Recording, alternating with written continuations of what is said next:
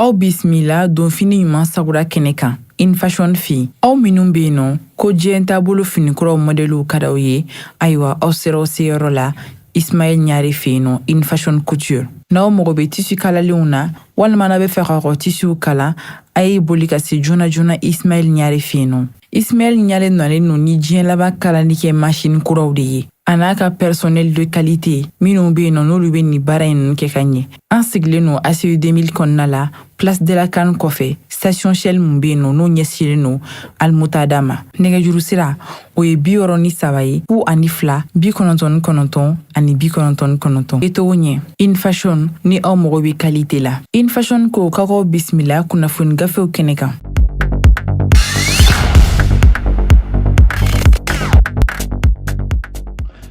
An balima joliba jabarani filɛbaw an ka foli ni tanu ni an b'o ta ka di aw bɛɛ lajɛlen ma nin wagati na min bɛ aw ka kunnafoni gafew lakali. Wala jɛmukan min bɛ sigi don o don limanaw a kun de ye ka se ka aw kunnafoni jamana kunnafoni la nka kunnafoni ninnu bɛ ta kunnafoni sɛbɛnw de kɔnɔna la anw ka ale bi yan nɔ ka taa se min ye le challenger les échos welewele ale bi yan l'essor ale fana b'an bolo kɔrɔ limanaw nka yan'an ka da don kunnafoni gafew la a ye jɛmukan daminɛ lajɛ min y'an dɛmɛbaga kura ye ni o ye In Fashion mɔgɔw ye Ibrahima Ɲare ale n'a ka cɛdenw kɔni bɛ wulikajɔ la sanga ni waati bɛɛ lajɛlen malidenw bɛ se ka fini ɲuman sɔrɔ k'a don u yɛrɛ la cogo min na sabu nin waati laban in na min ye diɲɛ finikala kura labanw ye tisi ni bazin n'a ɲɔgɔnna caman ayiwa n'aw mago b'o la a bɛ se k'u sɔrɔ ACE 2000 la minisiri min filɛnan kama ko Mutada u ɲɛsinnen don o ma station Shell ale yɛrɛ kɔfɛla la. O kumana an b'u fo Ismaël Ɲare an b'a fɔ ɲɛna ko u bisimila limanaw gafe fɔlɔ min bɛ yen n'an bɛ lakali daminɛ o la o ye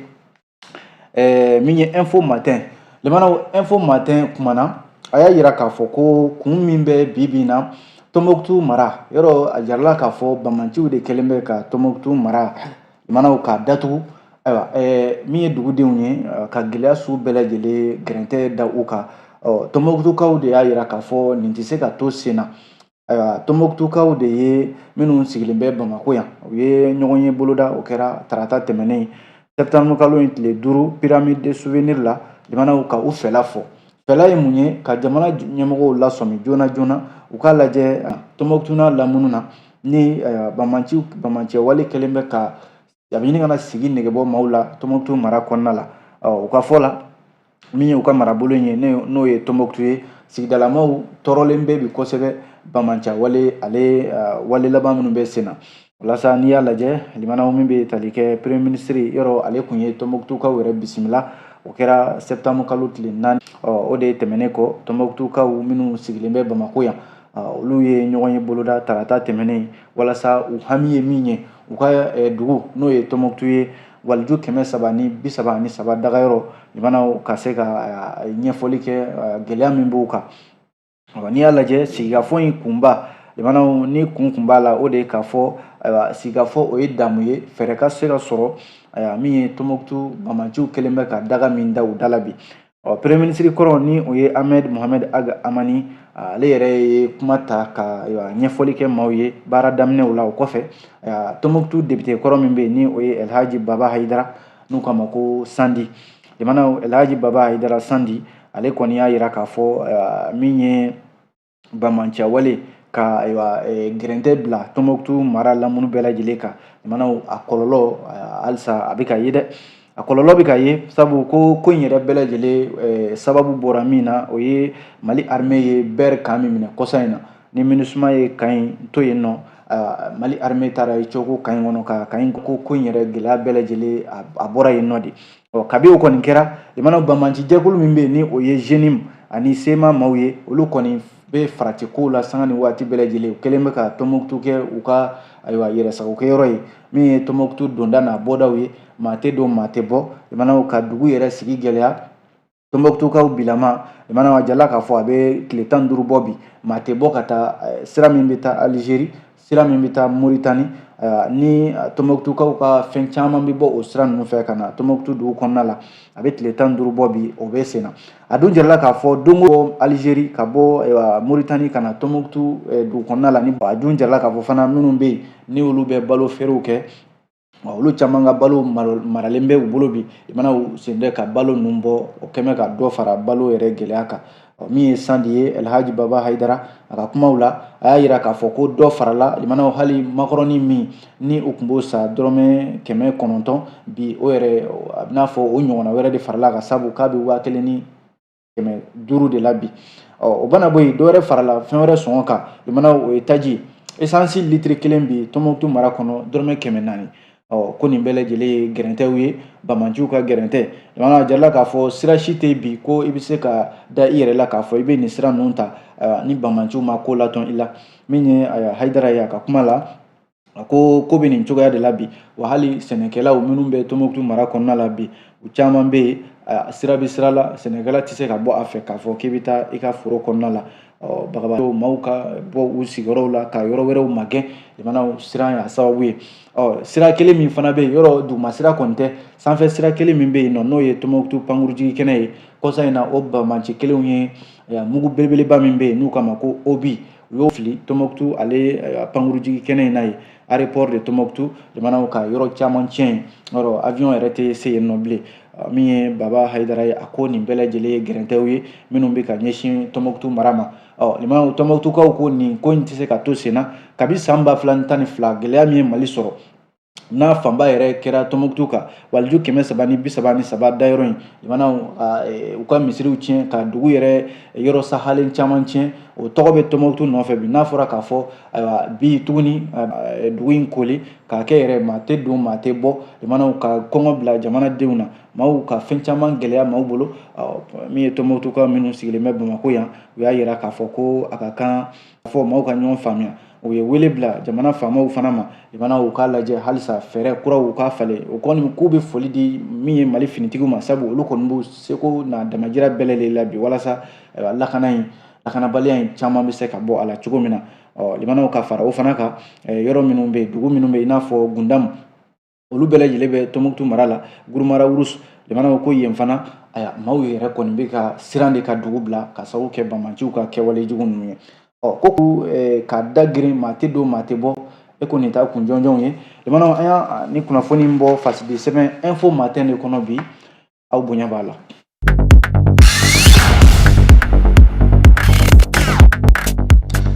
limanaw n'an bɔra yen nɔ halisa lakanabaliya ko siratigɛ la nka sen na limanaw nin ye tare ye sabu ko bamanci walekɛlaba min bɛ yen ni u k'a ma ko Mamadu Sidibe u k'a ma ko CDR Mamadu Sidibe alias CDR nin ye terroriste ɲɛmɔgɔba dɔ de ye min bɛ AIGS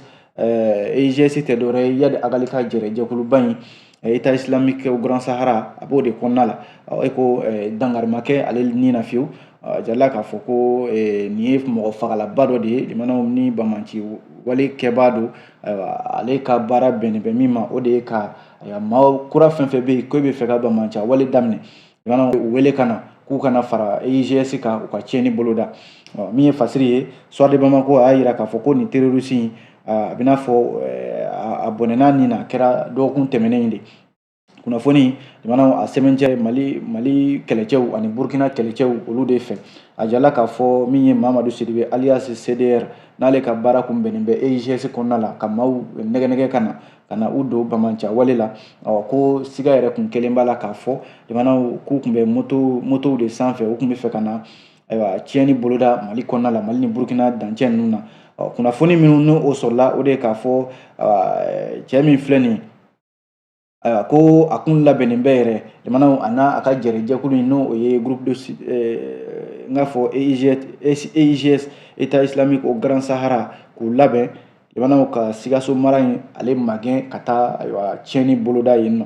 nɔ n'i y'a lajɛ maa min ye fasiri kɛ Laya Jara a ko kabi waati damadɔ bɔ sisan Mali ani Burkina dancɛ min bɛ yen nɔ ko nin cɛba in min ye AIGS ani JENIM u b'o kɔnɔna la limanaw ka Sahel kɔnɔna la Burkina yɔrɔ Mali ni Burkina dancɛ in o de ye Sahel belebeleba ye bamanciw ka walejugu ɲɔ ɲɛmɛ yɔrɔ minnu na u kɛmɛ ka ɲagaba de da ye o b'a sɔrɔ u bɛ bɔ ka tiɲɛni kɛ Mali ani Burkina dancɛw la a na kɛ min ye Mali armée ani Burkina armée ye u ye kunnafoniw de di ɲɔgɔn ma k'a yira k'a fɔ ko ninnu bɛ labɛnba de la ka na Mali tilebiyanfan n'o ye Sikaso maraw ye ka na tiɲɛni boloda yen nɔ nka kunnafoni min ni o sɔrɔla o kɔfɛ u ka sɔrɔ ka wulikajɔ kɛ limanaw ka bamanci wale caman bamanci minnu bɛ ni olu dagayɔrɔ bɛnnen bɛ Mali ni Burkina dancɛ ma jamanaw k'u bɔnɛ u ni na yan'u ka walejugu in boloda. Hakilila jiginna jamanaw k'a yira k'a fɔ n'a sɔrɔla Burkina ayiwa nin wagati laban in na min ye bamanca wale a ɲɔ ɲɛ bɛ u fɛ yen. Mali ta kabi san 2011 fo kana bila bila rébellion min ni o daminɛna MNLA maaw fɛ k'a fɔ ko f'u ka Mali tila 2 ye jamanaw ka u ta fan ta. Ni o kɔfɛ bɛnkan sɛbɛn nana boloda accord pour la paix et la réconciliation issu du processus d'Alger Mali gouvernement ani bamancimaw cɛ o ya tɔ ka dɔ de fara a kan sabu fɛn min dabɔra bɛn kama sɛbɛn min dabɔra ko ka na ni bɛn ye kabi sɛbɛn in bolonɔ bilala jamanaw a bɛna fɔ o de ye bɛnbaliya yɛrɛ tɔn sinsin Mali kɔnɔ. Min ye fasiri Suwadi Bamako y'a yira k'a fɔ an bɛ don min ko bi ko bɛnkan sɛbɛn in a bɛ ka lajɛ bilen sabu a tɔ kɔni kɛnbɛ de an ka disi da ɲɔgɔn na. Ayiwa minnu ko u k'u bolonɔ bila bɛnkan sɛbɛn na olu kelenw de kelen bɛ ayiwa bɛnkan sɛbɛn bɔrɔtɔba ye bi olu kelen de kɛn bɛ janfaciya yɛrɛ wa ka janfa boloda jamana kama ko f'u ka jamanadenw sigi u sendɛgɛ kɔnɔna la. O de la Mali finitigiw forces armées maliennes ni Burkina Faso taw ayiwa u faralen bɛ ɲɔgɔn kan bi jamanaw ka se ka bamanci wale tigilamaw minnu ɲɛ tinɛ ye jamanadenw lafiyalen ye. A jarala k'a fɔ ko o de la terroriste ba min filɛ ni o ye Mamadu Sidibe alias CDR ko dangari kɛra ale ni na jamanaw ni terroriste belebeleba dɔ de ye min ka fɛɛrɛw a n'a ka wulikajɔw ka bon kosɛbɛ jamanaw Mali tiɲɛni ani Burkina Faso jamana tiɲɛni na. An bɛ don min ko bi ko a kɔni bɔnɛna a ni na terroriste ɲɛmɔgɔba in ko kɔsa in na yɛrɛ ko obi belebeleba min n'o ye ayiwa marifa belebeleba ye min filila Tɔnbɔkutu ale aéroport la ko ni cɛ in ko a sen bɛ a la ale de y'a fɛɛrɛw bɛɛ lajɛlen tigɛ ko a kɔni fagara nin cogoya la. Kunnafoni filɛ jamanaw an ye nin bɔ Suwadi Bamako kɔnɔ aw bonya b'a la.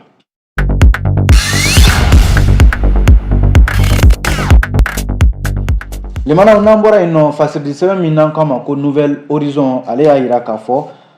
ko Maître Baber Gano welela Cour suprême na kunungo araba ko nka k'a ma sɔn a ma ye fɔlɔ. Minisiri kɔrɔ min filɛ nin ye ko sen de ka ye nin wagati laban ninnu na Maître Baber Gano ale ye minisiriya kɛ Ala ma hinɛna Ibrahim Boubacar Keita ka waatiw la ko a yɛrɛ ka wele dakan kun bilala ma kabi septembre kalo in tile fɔlɔ pôle économique et financier o fɛ dossier min bɛ n'u kama ko Sécuriport yɔrɔ a dossier kelen in na min ye Mali minisiri kɔrɔ dɔ ye ni général de division Salif Traoré ale yɛrɛ minɛnen bɛ o dossier kelen in de senfɛ. Jala Baber Gano ye a yɛrɛ ka jɔyɔrɔya kama minisiriya jɔyɔrɔ a y'o min kɛ ka tɛmɛ a jarala k'a fɔ ko pôle économique et financier kun kan ka wele nka u ye dossier in a bila ka taa Cour suprême la. Cour suprême de ye wele dakan bila ma kunungo araba septembre kalo tile 6 ko nka a nana ye k'a fɔ min ye Maître Baber Gano jamanaw ko minnu bɛ dossier in kalama ko Maître Baber Gano a tɛ ka ɲini ka ye dɔw yɛrɛ y'a yira k'a fɔ ko Mali minisiri kɔrɔ dɔ min tun bɛ sirabanka ko koɲɛw kunna k'a yera Laginɛ ka sɔrɔ n'u ma Maître Baber Gano tɔgɔ fɔ. N'i y'a lajɛ fasiri n'o ye Nouvelle Horizon ye a ko jamanaw a bɛ san 3 bɔ sisan min ye Ala ma hinɛna Ibrahim Boubacar Keita ale ka fanga o tɛmɛnen kɔfɛ maa minnu ye jɔyɔrɔba kɛ a ka fanga kɔnɔna la minisiri kɔrɔw ani directeur kɔrɔw n'a ɲɔgɔnnaw olu caman bɛ bi limanaw ni min yɛrɛ kɛn tɛ ka jamana bila i b'a sɔrɔ dɔ bɛ kaso la walima dɔ bɛ olu bɛ ka wele ka ɲininka a ko bɛ nin taabolo de la. Fasiri ka fɔ la dossier min bɛ yen n'o ye contrat de concession min n'u kama contrat de concession relatif à la fourniture de l'exploitation d'un système de sécurité de l'aviation civile et de migration. Limanaw ni dossier ba min filɛ nin ye n'u kama ko Sécuriport LLC Mali ni cakɛda dɔ de ka bolodi ɲɔgɔnma don walasa min ye lakanako ye an ka avion jigisow la ani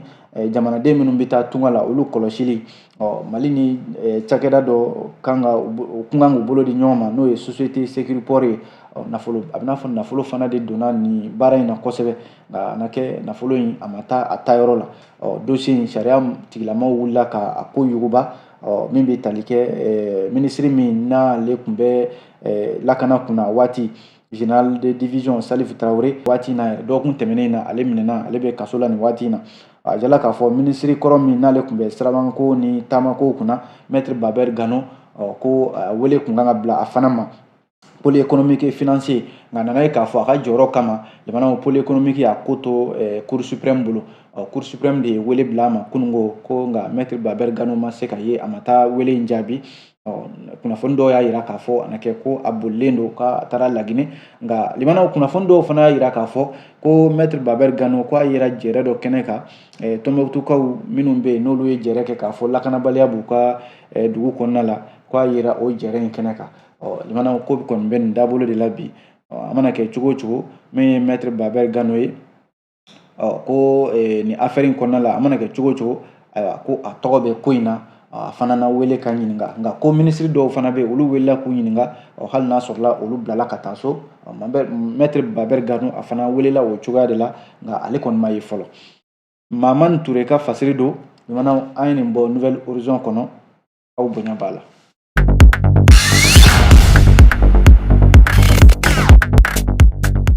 Limanaw n'an bɔra yen nɔ fasiri sɛbɛn bɛ yen n'an k'a ma ko l'observateur limanaw kuma gɛlɛnw bɛ l'observateur kɔnɔna la bi a jirala k'a fɔ ko kɔsa in na min ye OCLEI ye n'o ye office central de lutte contre l'enrichissement illicite ale ye cakɛda ye min ka baara bɛnnen bɛ limanaw forobana i yɛrɛ kɛ banna ye suko ni dugusajɛ cɛ ka o bali ani Mali foroba cakɛlaw fɔlɔ u ɲɛ tɛ tɛmɛ a kan limanaw ka olu kofɔ walasa u ka a ye k'a to yen OCLEI san 2022 a ye rapport dɔ bɔ Mali kɛnyɛrɛye kalansow olu kun kan école privée de ko don limanaw nka ko tɔgɔfɔ kɛlen bɛ ko in na yan sabu ko min ye Mali maaba 2 ye diinɛ ɲɛmaaw don a na kɛ olu tɔgɔ fɔ n bɛ école privée ko in na min ye Cherif Ousmane Madane Haidara ani Mamadou Diko limanaw a jirala k'a fɔ kalanso minnu bɛ yen ni sɛbɛnkolon n'o ye fɔ o bɛ a kɛnyɛrɛye kalanso ninnu bolo k'a dayɛlɛ k'a bila jamana kɔnɔ limanaw k'a sɔrɔ ni u ma yamaruya a la sɛbɛn ɲuman tɛ ko min ye Ousmane Cherif Madane Haidara ani Mamadou Diko ayiwa k'u tɔgɔ bɛ kalanso 2 la nka kalanso 2 in ayiwa ko u ma dayɛlɛ ni sɛbɛn ɲuman ye sɛgɛsɛgɛli minnu n'olu kɛra OCLEI fɛ kɔsa in na k'a fɔ ko limanaw bamaɲɛnkuru minnu bɛ yen ni olu ka baara bɛnnen bɛ nin ma ka arrêté kolonw n'o ye ministrew ka arrêtéw ye ka bamayɛlɛma limanaw arrêté yɛrɛ fasiri ka kuma la a dilali yɛrɛ man gɛlɛn sabu ko ministrew ka arrêté kɔrɔw i man'o ta dɔrɔn i b'a tɔgɔ yɛlɛma dɔrɔn ka i ka ekɔliso tɔgɔ don a la o y'a bannen kɛ i n'a fɔ bɛn kɛra a kan k'a fɔ nin arrêté interministériel ye ko min bɛ yamaruya k'a fɔ i ka kalanso dayɛlɛ limanaw o de bɛ sen na ko n'i y'a lajɛ kalanso caman minnu bɛ yen n'u dayɛlɛlen bɛ an ka jamana kɔnɔ kɛnyɛrɛyew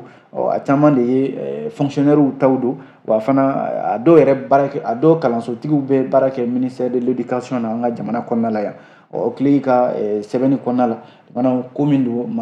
a bɛ maa kɔni dabali ban kosɛbɛ o de la tɔgɔfɔ min kɛn bɛ yan Haut Conseil islamique n'o ye Mali silamɛw ka tɔnba ye o ɲɛmaaba nin waati in na Cherif Ousmane Madane Haidara kalanso kama ko lycée privé francophone Ousmane Cherif Madane Haidara o tɔgɔ dalen bɛ ale la ko kalanso in min tɔgɔ bɛ ayiwa kalanso caman bɛ yen bi minnu dayɛlɛn bɛ ni sɛbɛnkolon b'u bolo ani fana lycée dɔ bɛ yen o kama lycée privé franco arabe Mamadou Diko tɔgɔ dalen bɛ Mamadou Diko fana na ko ni kalanso in fana ni kalanso fila fɛn filɛ kelen tɔgɔ dalen bɛ Cherif Ousmane Madane Haidara la kelen tɔgɔ dalen bɛ Mamadou Diko yɛrɛ la ko nka kalanso ninnu tɔgɔw bɛ kalansow cɛla minnu bɛ yen ni sɛbɛnkolon b'u bolo n'o ye faux arrêtéw ye a jirala k'a fɔ limanaw a ko kɔni bɛ nin dabolo de ka fasiri n'o ye l'observateur ye a ko maa kɔni bɛ se ka min to i hakili la o de k'a fɔ ni kalanso minnu filɛ nin n'u tɔgɔ dalen bɛ Mamadou Diko ani Cherif Ousmane Madane Haidara la wa kalanso ninnu limanaw k'a fɔ de ko sɛbɛnkolon b'u la o t'a a bannen ye ko numéro d'arrêt kelen min bɛ kalanso tɔ kelen na min tɔgɔ dalen bɛ Cherif Ousmane Madane Haidara la o numéro d'arrêté kelen dayɛlɛli sɛbɛn o fana tɔgɔ dalen bɛ o fana bɛ ayiwa Mamadou Diko ale tɔgɔ la kalanso in na limanaw yɔrɔ o fana bɛ maa dabali ban paseke l'observateur ka kuma la a ko kalanso ninnu limanaw n'i y'a jate a bɛ se kalanso 200 ni 35 ɲɔgɔnna de ma kɛnyɛrɛye kalansow min ye camancɛ kalanso secondaire technique et professionnel ayiwa bɛɛ lajɛlen sɛbɛnkolon de b'u la minnu dayɛlɛlen bɛ k'a bila jamana kɔnɔ nka ko fo arrêté de b'u la nka limanaw min yɛrɛ bɛ yen min ta y'a la waramasa yɛrɛ ni ale de ka kalansow dayɛlɛ sɛbɛn ɲuman t'u la n'o ye fo arrêté ye limanaw k'o ye kalanso minnu bɛ yen n'o ye établissement scolaire Banaso ko o kɔni ale y'a ŋana yɛrɛ de ale y'a ŋana ye sabu fo arrêté k'a ta ka kalanso dayɛlɛ n'a ye limanaw i tɔgɔ la walima ka tɔgɔ wɛrɛ da a la ko Banaso tigi limanaw ale kɔni ye wanɛ de ye n'o ye Modibo Kani Dunbiya ye Modibo Kani Dunbiya nin waati in na ka kalanso dayɛlɛ ni a ye ko Modibo Kani Dunbiya in n'o ye lycée Banaso tigi ye ale kɔni ye ŋana de ye o ko la sabu a jirala k'a fɔ ko limanaw arrêté dɔw bɛ yen minnu yɛrɛ ni kalanso dayɛlɛli tɛ ɲɔgɔn ɲɛ sira la misali la arrêté dɔw bɛ yen n'u kama arrêté numéro 2013 1182 MEFBSG min taara marisi kalo tile 28 san 2013 o arrêté interministériel in kun taara min kama o de ye ko ɲɛtaga badabada Kidali mara kɔnɔ limanaw ɲɛtaga badabada Kidali mara kɔnɔ o arrêté bɛ tila mun ɲini kalanso dayɛlɛli la k'o de taara min ye Modibo Kani Dunbiya fɛ ka kalanso dɔ dayɛlɛ n'o ye établissement privé d'enseignement technique professionnel n'u kama ko institut Modibo Kani a y'o dayɛlɛ n'o o arrêté in ye Modibo Kani Dunbiya a tɔgɔ b'o la arrêté fila wɛrɛ bɛ yen secrétariat nka limanaw minnu bɛ yen ni o fana dabɔlen bɛ a jarala k'a fɔ o fana dabɔlen bɛ ɲɛtaga badabada kama an ka jamana kɔnɔna la yan nɔ ko arrêté in min ni ayiwa Mali sariya ayiwa ale y'a yamaruya a bolonɔ bilala Mali sariya fɛ arrêté numéro 2013 1168 MJSG ayiwa min b'a yira k'a fɔ ko greffier dɔ n'o ye ayiwa greffier dɔ ye ale kan ka taa sɛngɛlafiɲɛbɔ la o y'ale sɛbɛn yamaruya sɛbɛn de ye a kan ka taa sɛngɛlafiɲɛbɔ la o arrêté fana taara ye n k'a fɔ ni cɛ in bolo n'o ye Modibo Kani Dunbiya ye limanaw a taara kalanso dɔ dayɛlɛ ni o arrêté in fana ye limanaw a ko man gɛlɛn ko ni arrêté interministériel b'i bolo a dan ye fɛn minnu sɛbɛnni minnu b'a kɔnɔ e kɔni k'olu bɔ a kɔnɔ dɔrɔn ka kalanso dayɛlɛli sɛbɛn k'o bila a kɔnɔna la o ye kalanso sɛbɛn yamaruya sɛbɛn dayɛlɛli ye bolo nka limanaw sɛbɛn ɲuman tɛ a jarala k'a fɔ ko lycée privé Ba Aminata Kamara min filɛ Kayi n'o ye Modibo Kani Dunbiya in ta ye a y'o fana dayɛlɛ ni o arrêté interministériel ye limanaw ko nka nin ko de bɛ sen na Modibo Kani Dunbiya min ni a kɛn bɛ ka kalanso min dayɛlɛ an ka jamana kɔnɔ yan secondaire général n'u kama ko lycée privé Neverland a tɔgɔ yɛrɛ bakuruma o ye N Neverland ye ko numéro 0979 MATDATSG o fana ni a ka arrêté interministériel min n'a y'o yɛlɛma sisan min taara marisi kalo tile 15 san 2013 a n'o bɛɛ lajɛlen ye kelen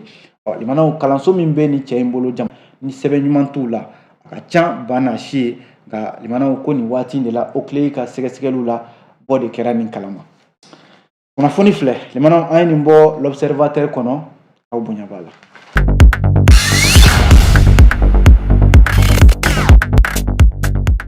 N'an bɔra yen nɔ fasiridi sɛbɛn min bɛ yen n'an k'a ma ko le challenger limanaw affaire Kajatu Njayi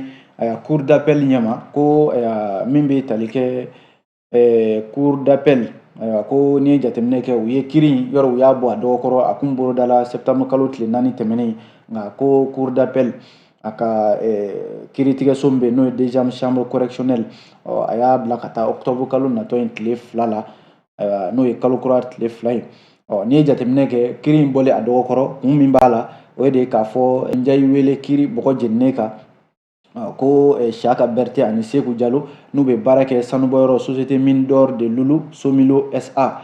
ko cɛ fila in limanaw kabi kiiri in daminɛna ni cɛ fila in yɛrɛ ma ye kiiri kɛnɛ kan aw minnu ye Kayatu Njayi wele ko kiiri ka tigɛ aw yɛrɛ n'o ye Siyaka Berete ani Seku Jalo ye minnu bɛ baara kɛ Somilo SA la limanaw ko u ma ye kɛnɛ kan yɔrɔ u ma da Kayatu Njayi yɛrɛ ma u ye Africable Télévision Ismaila Sidibe ale ka télévision ani kunnafonidila min n'o ye Jɛnɛbu Mariko ye fo ka taa se Madame Kayatu Njayi ni ingénieur géologue don limanaw ko u ye ninnu de wele bɔgɔ jeninen kan Kayatu Njayi ni ingénieur géologue don